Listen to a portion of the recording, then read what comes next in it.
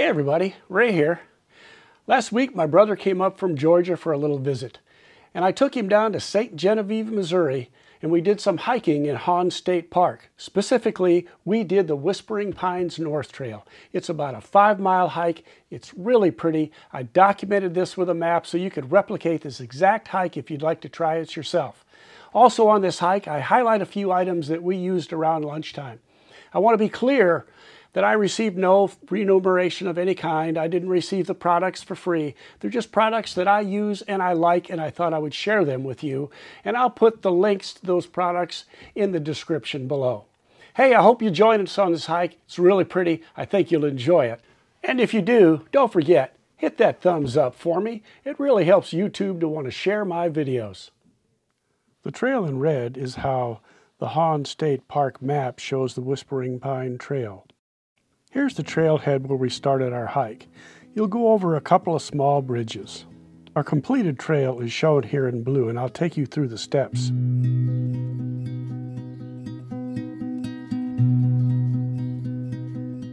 Shortly after getting on the trail, you'll come to a fork and stay to the right. It will take you up to a really pretty ridge.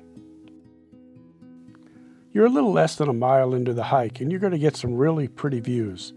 You'll walk along that ridge for quite a while, and it's really very nice.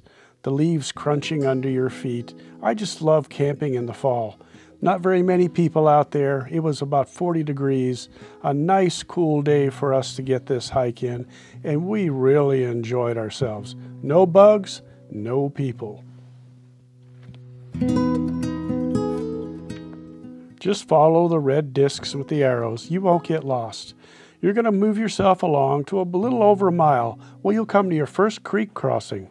It was easy but slippery, and Danny wound up with a wet shoe. The next part of this hike really follows along the creek. It's really pretty. And the babbling brook sounds of the water, they were just so peaceful. We spent a lot of time just stopping, relaxing, and taking in the sounds of nature. It was really a nice part of the trail.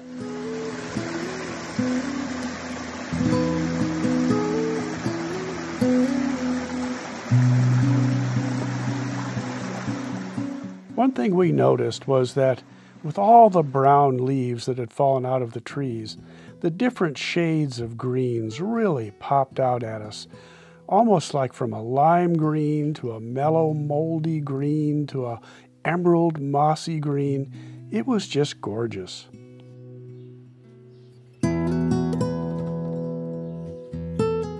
Roughly 2 miles into the hike, we came to our second creek crossing. This one looked a little more dangerous. I mean, not dangerous like you'd drown, but there were certainly places where you could slip and fall and get your feet wet, and Danny didn't want to do that again. So he made this crossing a little bit more carefully. And you could see, though, as he went, the small rocks that protruded that you could step on, some of them were pretty shaky, just like that one, and there's another one coming up here in just a bit.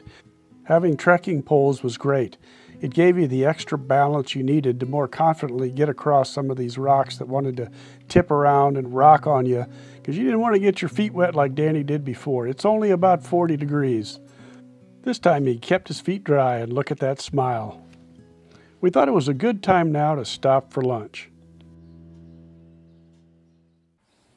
I brought along an alcohol stove so we could heat up some water for lunch. It worked out really well.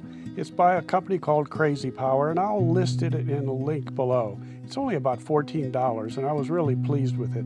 You just fill it up with your fuel and then light it up. One of the things I like about it is you can't even hear it burning, unlike those isobutane burners that just whoosh and sound like a jet going off. These are really so quiet. You can enjoy nature while you're cooking your food. On a hike like this, I bring my Toke's 750 milliliter titanium pot. It's really light and easy to carry, and I've enjoyed using it.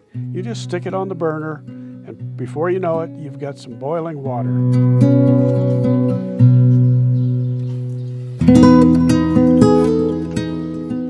When you're done using an alcohol burner, you'll want to snuff the flame out, because if you knocked it over, that alcohol would continue to burn and you could start a fire, so you want to be careful. We used the boiling water to rehydrate a simple meal of beans and hamburger that I had dehydrated a few days before.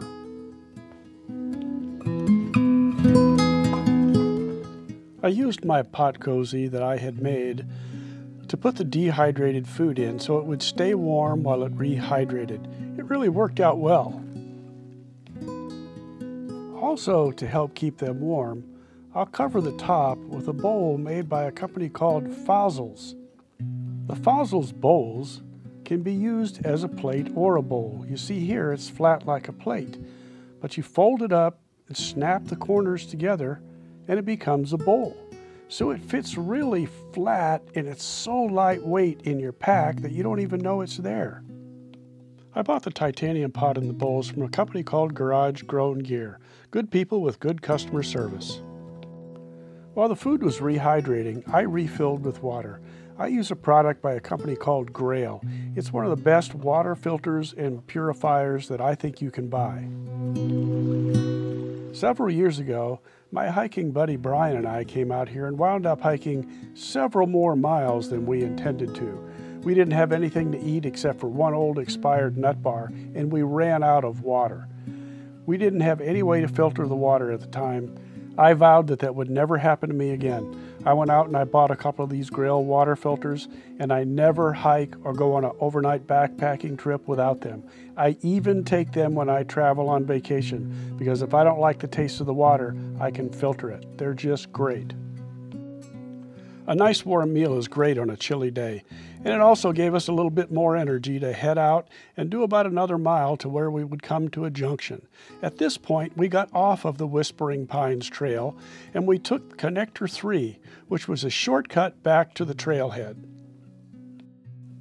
The final section took us through the most dense of the pine forest that we had been in, and it certainly seemed like you could hear the wind whispering as you walked along.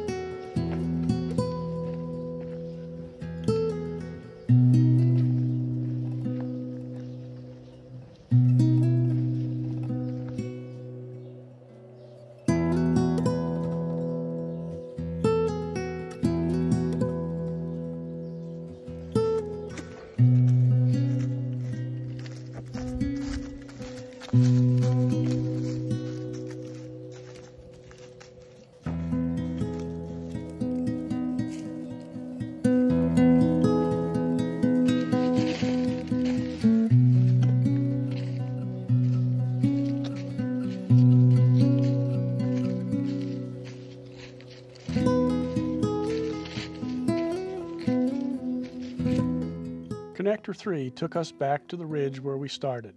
We simply doubled back on the trail until we got to the bridge that took us to the trailhead. And you can see here Danny finishing up what was a wonderful hike. Well, I hope you enjoyed that little hike with us. I highly recommend Hawn State Park, and I've given you a good map for a nice little 5-mile hike. Also, the St. Genevieve area is just really a very quaint little town. I've enjoyed going down there just for lunches and to meet friends, and it's a wonderful place. Hey, if you like this video, don't forget, hit me with that thumbs up. I sure appreciate it, and I'll see you on the next video.